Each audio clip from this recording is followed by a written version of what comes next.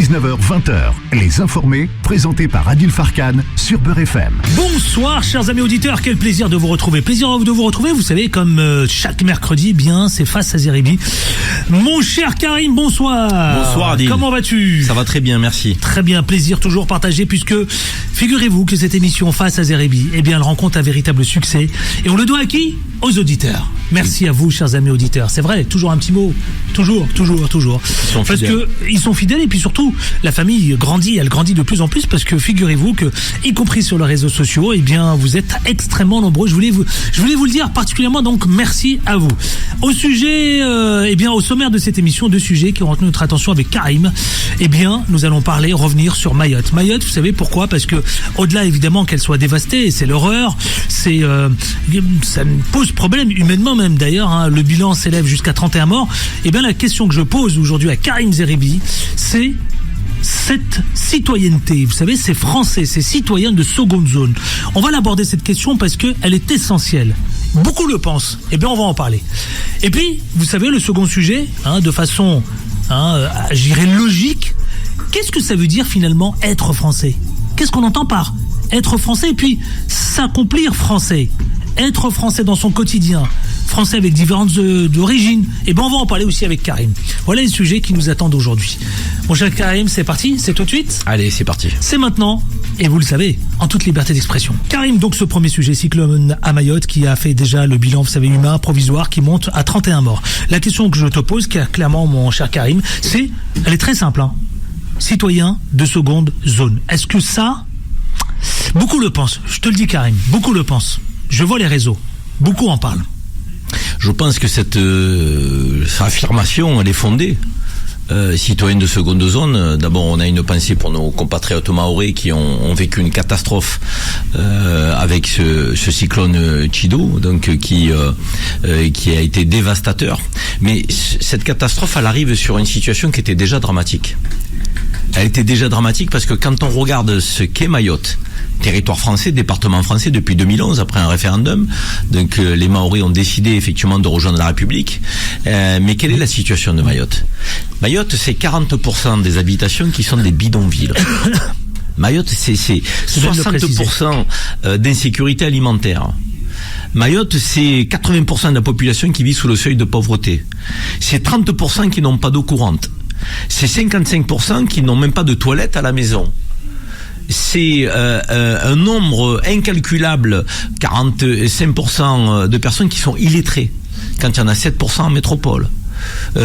Tu as 80 et quelques pourcents de gamins qui sont pas scolarisés. Mayotte, c'est la moitié de la population qui sont des illégaux, donc des clandestins. Et donc une situation qui est explosive. Ça, c'est Mayotte avant le cyclone.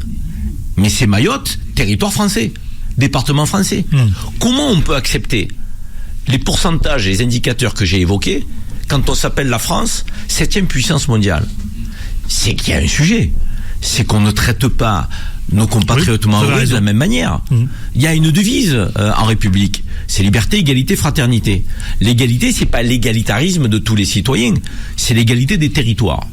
En matière de services publics, de présence. Mais à Mayotte, on voit bien que le compte n'y est pas. Quand tu as pour 100 000 habitants à Mayotte, tu as 58 médecins. Alors qu'en métropole, tu en as 340 pour 100 000 personnes. Donc je veux dire, à un moment donné, ces disparités-là, elles provoquent une interrogation. Est-ce qu'on les considère comme des Français à part entière, nos compatriotes mahorais, ou est-ce qu'on fait de Mayotte, qui est dans l'océan Indien, qui est dans le Pacifique, une zone géostratégique? Si on en fait une zone géostratégique, alors il fallait pas faire un référendum pour en faire un territoire français. Si on en fait un territoire français, on en fait une zone géostratégique, mais on les considère comme des Français à part entière, avec tous les services publics qui s'imposent. Tu as raison de le rappeler. Donc, avec les moyens qui font que les petits Mahorais puissent avoir l'égalité des chances de trouver leur place dans la société, à la fois à Mayotte, mais aussi, pourquoi pas en métropole, qu'ils soient armés pour venir donc sur le territoire métropolitain trouver leur place s'ils ne trouvent pas celle-ci à Mayotte. Or, c'est pas le cas. C'est pas le cas. Et donc, ça dit beaucoup de choses sur la conception de la République de nos dirigeants. En fait, ils ont une conception de la République qui est très électoraliste. Très électoraliste. Ils s'intéressent à ceux qui peuvent les élire ou les désélire.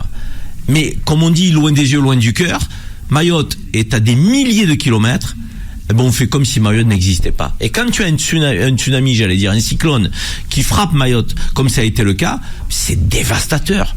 Mais c'est dévastateur. Alors, je sais pas si tu as vu les images des bidonvilles. Ah, j'ai vu les images des bidonvilles. C'est effrayant, effectivement. C'est le mot. Si on s'appelle la France, on peut accepter ça pour des compatriotes. Le mot compatriote, il veut plus rien dire, là. Je t'ai écouté attentivement, Karim, parce que moi, il y a plusieurs éléments qui m'interpellent. Avec ta description, avec ce que tu viens de nous dresser comme tableau noir, terrible, qui nous alarme. Clairement, Karim, je te pose la question, est-ce que ça montre que l'État français persiste et à considérer que les Mahorais sont vraiment des citoyens de seconde zone? Mais c'est une évidence. C'est ce que je voulais entendre. Mais quand on voit la situation sociale en matière de logement, sur le plan économique, je veux dire, c'est une évidence. Je veux dire, quand il y a autant de personnes sous le seuil de pauvreté, quand il y a autant de bidonvilles, quand tu n'as même pas les moyens élémentaires, tu sais que 30% des Mahorais sont privés d'eau courante. L'eau courante, c'est même pas imaginable pour nous. Tu ouvres le robinet, ben tu n'as pas d'eau. 30%, et pas parce qu'il y a eu le cyclone. Ça, c'est la vie normale. Après, quand il y a eu le cyclone, il y a plus, on a manqué d'eau pour tout le monde, pour toute la population. On a manqué d'électricité pour tout le monde, pas que pour ceux qui sont dans l'extrême pauvreté. Mais la réalité, c'est que ce territoire est le plus pauvre de France.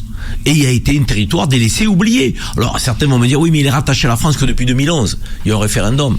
Donc oui, 2011-2024, qu'a-t-on fait? Donc et récemment, on a vu Gérald Darmanin qui est parti à Mayotte pour dire qu'il voulait démonter les bidonvilles. Gérald Darmanin, donc, il a été récemment ministre de l'Intérieur. Ça veut dire que ces prises de conscience, elles sont très récentes. Elles n'ont pas lieu depuis 10 ans. Donc non, il faut qu'à un moment donné, on rétablisse l'égalité de traitement. Il faut que ce soit la République pour tous, la République partout. Quand on pense qu'en Seine-Saint-Denis ou qu'à Marseille, un département des Bouches-du-Rhône, on n'était pas à égalité devant les services publics et les richesses de la République, oui. Dans la répartition de celle-ci, bah, que doivent dire les Mahorais. Très franchement, on est très loin du compte. Alors, non, il y a un gros travail à faire pour considérer comme Français à part entière tous les habitants qui soient en zone rurale en France, parce que là aussi il y a des déserts médicaux, il n'y a pas de service public, les enfants de zone rurale qui sont des enfants de Français d'origine européenne pour beaucoup d'entre eux, parfois des enfants d'agriculteurs, ont l'impression de ne pas avoir d'avenir, hein. ont l'impression que la République les ignore. Les enfants des quartiers sensibles où il y a 50% de taux de chômage ont un peu la même sensation. Les Mahorais, alors qu'est-ce qu'ils doivent dire? Ce que je veux dire par là, c'est que sans tomber dans la culture de l'excuse ou de la victimisation de quoi que ce soit, il faut dire qu'à un moment donné, quand tu pars pas avec les mêmes chances au départ dans ta vie, c'est compliqué ensuite de rattraper le retard parfois. Beaucoup y arrivent, parce qu'on a de belles réussites dont on ne parle pas. La semaine dernière, souviens-toi, on a parlé quand même de ces Français invisibles, qui trouvent leur place dans la société, à tous les niveaux, qui sont utiles, indispensables à la France. Heureusement, mais il faut 10 fois plus d'efforts, 100 fois plus d'efforts. Il faut être armé en matière du tempérament, en matière de détermination. Donc tout le monde ne l'est pas de la même manière. Donc il faut que la République accorde la même attention à tous ses enfants. Ça, c'est un esprit républicain. C'est pas un esprit qui trie les uns en fonction de leur couleur de peau, de leur lieu d'habitation. Il faut qu'on cesse ça. Il faut qu'on passe à une république qui est effective pour tous et partout. Est-ce que cela sous-entend, Karim, qu'il faut arrêter de faire semblant? Non, ma question est très claire. Il faut arrêter de se raconter des histoires. Faut arrêter de se raconter des histoires. Il faut dire la vérité. D'ailleurs, j'élargis le champ. La question des discriminations, elle doit être aussi posée dans notre pays. La discrimination des gamins qui viennent de milieux populaires. Je disais, je crois que c'est la semaine dernière, que 7% des enfants d'ouvriers accèdent de grandes écoles aujourd'hui. C'est ce que vous avez dit. Je veux dire, notre République, si elle fonctionnait, on aurait un ascenseur social beaucoup plus important. Parce qu'on a un système de bourse, on a un système qui peut permettre aux enfants de milieux populaires d'accéder aux grandes écoles. Pour autant, il y a des codes, il y a de la cooptation. On est dans une république et celle du réseau. Donc si tu connais pas, les portes ne s'ouvrent pas. C'est la réalité de notre république française.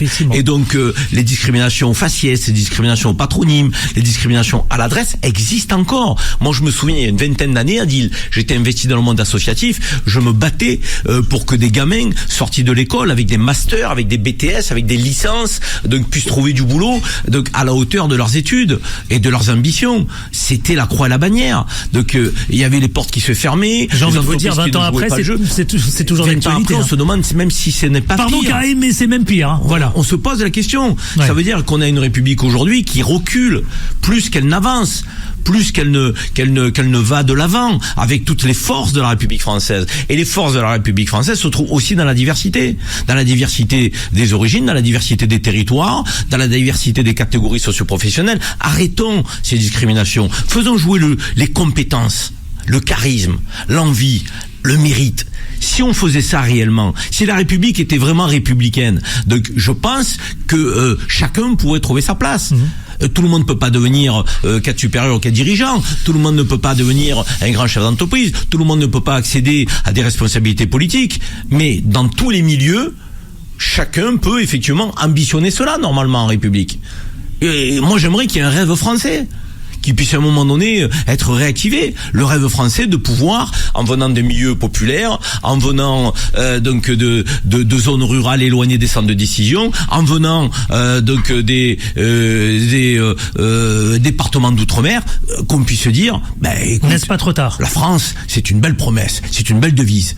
L'égalité des chances, elle existe, elle est effective. C'est pas simplement une promesse sur le fronton de nos institutions. Aujourd'hui, malheureusement, ça reste une promesse qui est parfois sans lendemain pour une grande partie de la population. Les politiques devraient travailler à ça. Parce que c'est un sujet de cohésion, Adil. Si tu as l'égalité des chances, si tu as l'égalité de traitement, tu as de la cohésion. Après, que les meilleurs gagnent. Oui. La vie est une compétition, on va pas te raconter d'histoire. Donc tout le monde ne peut pas accéder aux mêmes responsabilités. Mais encore une fois, on ne peut pas aujourd'hui faire subir des discriminations au patronyme, à la couleur de peau, à l'adresse, donc à nos compatriotes. 19h21, si vous venez de le retrouver comme chaque mercredi, et bien justement face à Karim Zerebi. Tout à l'heure, j'ouvrirai l'antenne au 01 53 48 3000. Vous venez en toute liberté d'expression exprimer votre point de vue, mais y compris interpeller Karim Zerebi pour lui poser des questions. Deuxième sujet, Karim. Qu'est-ce qu'être français aujourd'hui? Alors, plusieurs enquêtes, plusieurs sondages, avant de te donner la parole, révèlent qu'une république, elle est aujourd'hui fracturée. Je te l'apprends pas, elle est divisée. Tu le disais justement, juste avant la pause pub. Alors, des temps de révolte sociale, aujourd'hui on est en train de les vivre. Notre société, elle est profondément divisée parce que, évidemment, vous allez nous expliquer les raisons. Il y a une fragilisation aussi du modèle d'intégration républicaine. Et ma question t'oblige à te la poser. Finalement, ça veut dire quoi être français, Karim? Il faut que je t'ai exposé tout ça. C'est vrai que la société française, elle est traversée par des débats relatifs à l'identité de la France. Et cette question, qu'est-ce qu'être français, est une vraie question aujourd'hui qui est posée et à laquelle on a diverses réponses sur l'échiquier politique. Pour certains, être français, c'est donc revendiquer toute l'histoire de France. Pour d'autres, c'est être attaché particulièrement à la chrétienté. Pour d'autres, c'est donc balayer d'un revers de main la Révolution française pour revenir à une histoire qui est riche, mais qui est le fondement de l'identité française pour certains d'entre eux. Et de fait, cette vision-là, c'est une vision qui est étriquée et qui rétrécit la France. Parce que la France, elle est forte de son histoire, mais dans son histoire, elle a eu des moments clés. 1789, la Révolution française, une certaine idée de la France, la Déclaration des droits de l'homme et du citoyen, les valeurs républicaines qui sont universalistes. Et donc, à partir de ce moment-là, les Français, dans leur immense majorité, ont décrété que la France n'était pas une nation ethnique, que n'était pas une nation religieuse, même si elle avait des racines, évidemment, une histoire, évidemment, mais qu'elle devait se projeter, que la France devait être un pays dynamique sur le plan identitaire, pluriel, universaliste dans sa conception de son identité, qui est mouvante et qui n'est pas figée. Et c'est vrai qu'on a des débats, je dirais, qui s'affrontent aujourd'hui parce que tu as l'extrême droite qui va t'expliquer que toi et moi, nous ne serons jamais français. Parce que pour eux, on est français de sang. On est français il y a des français de papier. Nous, on serait des français de papier. Eux seraient des français de sang. Donc, or, il n'y a pas de France, je dirais, du droit du sang. La France, c'est le droit du sol. Et la France, d'ailleurs, ça n'est pas un sol, ça n'est pas un sang. C'est une certaine idée de l'homme et de son destin. La France, c'est liberté, égalité, fraternité. Et ces valeurs-là, personne peut se les approprier ou penser à en avoir, j'ai envie de dire, la propriété. Et c'est pour ça que la France est forte. Et c'est pour ça qu'elle est enviée dans le monde. Parce que cet idéal-là, il est puissant. Il est puissant. Il y a des nations qui fonctionnent avec le droit du sang. Qui ne se régénèrent pas, qui sont dans une forme de consanguinité. La France, c'est tout le contraire. La France est dynamique, plurielle, universaliste. Et la France, elle est grande parce qu'elle fait envie dans le monde. Parce que tout un chacun se dit, si j'adhère aux valeurs de la République, c'est une république, c'est une nation de valeurs, la France. C'est une nation de principes, c'est un idéal. Donc, et je sais pas si on se rend compte de la puissance en réalité de ce que notre pays véhicule si on mettait en application les valeurs de la République, le triptyque républicain, les principes de laïcité. Tu te rends compte, la laïcité, le droit de croire en Dieu et au Dieu que tu veux, ou de ne pas croire. Mais il y a des pays où tu es obligé d'être croyant, où les minorités n'ont pas de place. En France, il n'y a pas ce sujet de minorité ou de majorité. D'ailleurs, 51% des Français donc se prétendent dans tous les sondages non croyants. Alors, il y a des agnostiques et des athées dedans. Et on a 30% des Français qui se définissent comme des catholiques. Un peu plus de 10% comme musulmans. On a 600 000 Français de confession juive. Donc, la France, ça n'est pas une religion.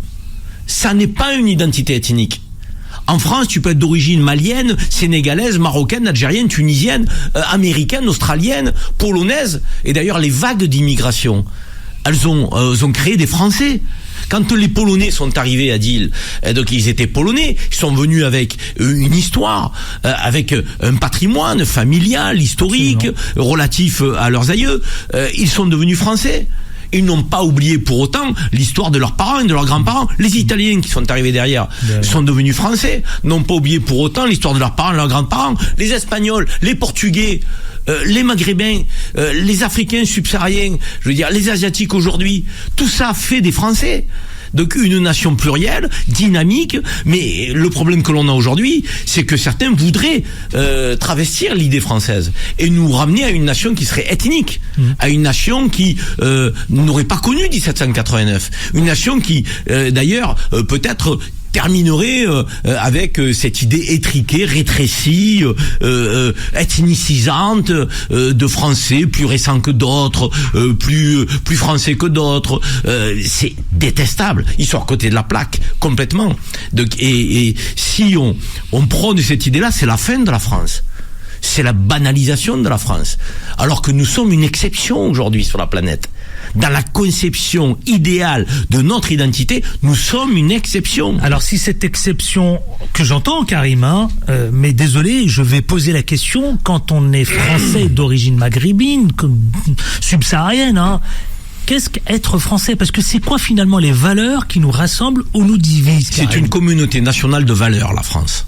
Quand on est français, c'est parce qu'on a décidé, à un moment donné, de s'approprier les valeurs de la République, en estimant que celle-ci était puissante, universaliste, n'était pas, je dirais, la propriété des uns ou des autres. Et donc, de fait, si tu dis liberté, égalité, fraternité, c'est ma devise. Parce que je crois en la liberté, parce que je crois en l'égalité, parce que je crois en la fraternité des hommes avec un grand H. Je crois en ce brassage donc culturel qui n'est pas un obstacle à l'unité. Ça, c'est important. Je veux dire, il faut arrêter de penser que la diversité est un obstacle à l'unité. Oui. On peut être un peuple fort de sa diversité et très uni, très puissant dans ses valeurs communes. En fait, la France est une communauté de destin. Une communauté de destin, ça veut dire, peu importe d'où nous venons, L'important, c'est où nous voulons aller ensemble. Ça, c'est la vraie promesse française. Oui. Peu importe d'où nous venons, beaucoup, c'est vrai, l'important... c'est bien dit. Non mais, il faut le répéter, parce qu'il faut que chacun se l'approprie. Peu importe d'où nous venons... Retenez bien ce que vient de dire Karim. Non mais j'aime beaucoup. C'est vrai. Si on doit s'accaparer ce que tu viens de dire. Peu importe d'où nous venons, l'important, c'est où nous voulons aller ensemble. L'idéal français se situe dans cette phrase, qui est d'une puissance inouïe. Ça veut dire que tu viennes d'Afrique, que tu viennes d'Asie, que tu viennes d'Amérique du Sud, que tu viennes de quelque horizon que ce soit, tu viens en France, tu adhères et tu t'appropries les valeurs de la République. Tu respectes les principes de laïcité. Tu reconnais que ce pays a une histoire, avec ses ombres et ses lumières. Là aussi, certains voudraient nous faire croire, Adil, que l'histoire de France n'est que lumière. Ça n'existe pas. La colonisation est une page sombre de l'histoire de France. Oui. Je veux dire, l'esclavage est une page sombre de l'histoire de France. Et il y a des pages qui sont, je dirais, très très noires, qu'on ne peut pas éclaircir, et il faut le reconnaître. En revanche, on a aussi une France des Lumières. On a une France des grands écrivains, on a une France de la culture, on a une France qui a eu des hommes dans l'histoire qui étaient grands, qui se sont levés, qui ont fait de grandes choses. Cette France-là, chacun aussi peut se l'approprier. La France des Lumières, chacun peut se l'approprier. Pourquoi ? Parce que la France des Lumières, c'est celle qui portait une idée universaliste. Ensuite, tu as eu cette France, effectivement, qui était discriminante, qui était humiliante, celle de la colonisation, celle qui, à un moment donné, a favorisé la vision d'un empire, mais qui était un empire oppressant, dominateur, irrespectueux des différences. Il y a plusieurs manières, tu sais, d'aller conquérir des peuples, des territoires, et de créer un empire. Les Ottomans, par exemple, faisaient beaucoup avec les populations autochtones. Donc la France écrasait les populations autochtones, elle ne les respectait pas. Donc cette page-là, elle n'est pas glorieuse, elle est sombre, il faut le reconnaître. On a des pages heureuses, on a des pages malheureuses. Il y a tout de même un paradoxe. Karim, c'est vrai, il faut le reconnaître. Ce paradoxe de la définition que tu viens de nous esquisser ici, en direct, dans Face à Zeribi, cette définition de la citoyenneté française que j'entends, franchement je l'entends. Mais il y a, vous savez, partout en France, ceux qui nous écoutent, les auditeurs, qui sont, je vous le dis, français d'origine maghrébine ou français d'origine subsaharienne. Ils considèrent, eux, je me mets dans leur peau. Je suis français sur le papier, tu l'as dit toi-même Karim, tout en étant conscient que j'ai une identité d'origine algérienne, d'origine tunisienne, d'origine marocaine, d'origine sénégalaise, etc., etc. Et certains vous diront, eh bien, il y a cette réalité, l'exclusion. Je me sens pas français et on me renvoie à mes origines. Alors comment on peut se sentir français quand on vient des quartiers populaires en même temps avec cette exclusion? Et je vous l'ai dit, comment on crée ces idéaux de la citoyenneté française? Alors c'est une question et je parle aux gamins.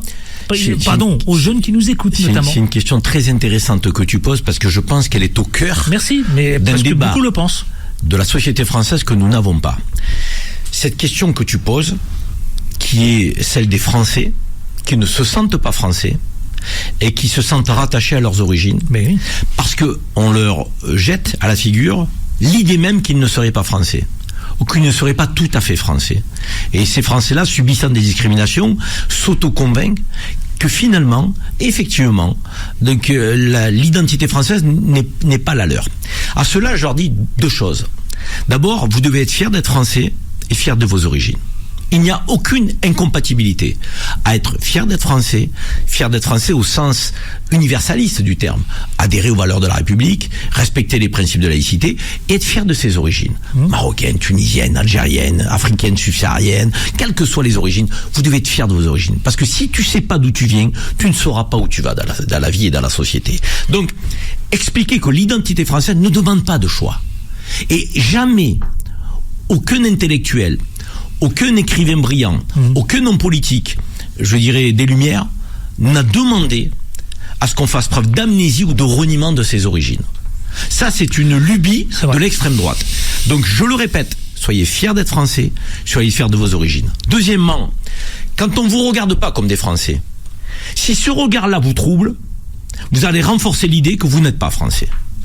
Et presque vous convaincre à vous-même que vous n'êtes pas français. Si vous vous convainquez à vous-même que vous n'êtes pas français, comment voulez-vous convaincre l'autre que vous l'êtes? Moi, je vous le dis. Il n'y a pas de place au doute. même si on ne vous considère pas ou qu'on vous ne regarde pas comme des Français, qu'à cela ne tienne. Revendiquez cette identité parce que vous avez votre place dans la société et que la France se fera avec vous et pas sans vous.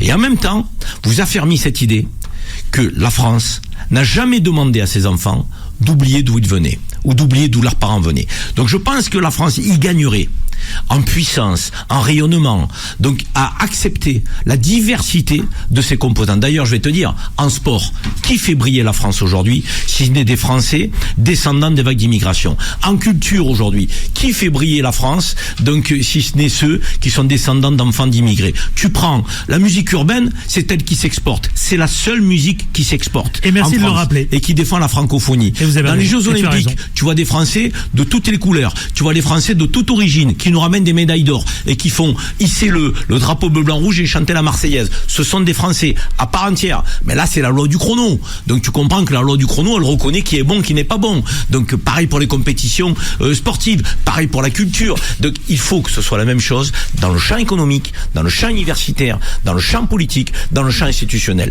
Aujourd'hui, il y a un gros travail à faire. La France doit se regarder en face. Et le visage de la France, il est pluriel.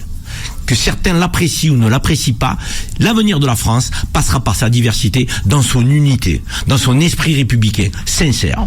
19h-20h, les informés, présentés par Adil Farkan sur Beurre FM.